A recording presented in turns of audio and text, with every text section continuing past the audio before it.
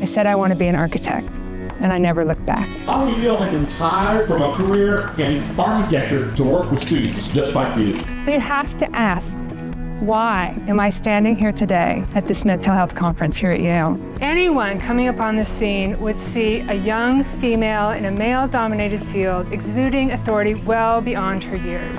I had it all. But did I see it that way? Could I give myself any credit? Total imposter syndrome.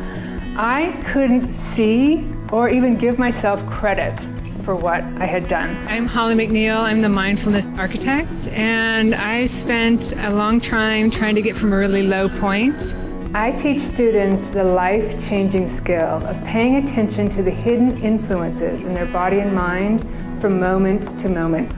I'm here to help you avoid the crash that 75% of you could hit in your late 20s and early 30s. Feelings of anxiety and disconnection, deep uncertainty about identity, career choice, and purpose, and it's becoming known as the quarter-life crisis.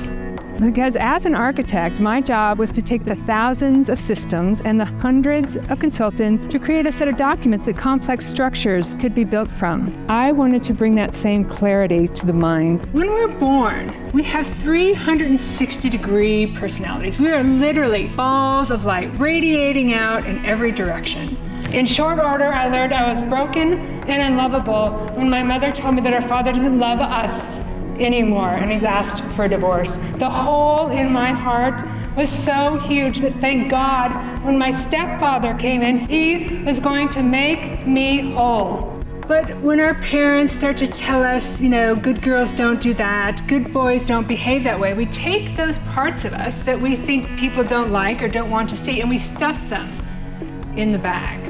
We're creating from what's in the bag. Right? We're creating from those habits and patterns below our level of awareness. If we don't look in the bag, the stuff starts to fester.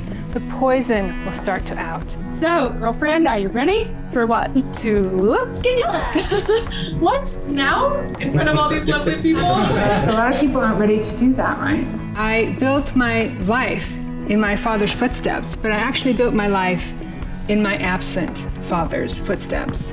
I made the grave mistake of trying to replace that huge hole from my father with my stepfather. Trauma that you've been in and whatever kind of decisions you made in that split moment to stay safe, and whatever you've forgotten and kind of pushed away, but yet are creating from. Those 2 weeks were the lowest of my life. I was so lost and so miserable and so anxious every day that I knew there had to be something better. So I was given that second chance.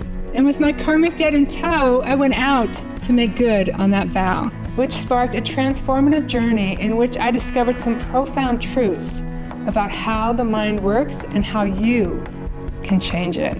The Harvard study showed that in that 8 weeks of Jon Kabat-Zinn's mindfulness-based stress reduction course, not only saw an increase in the gray matter in the hippocampus.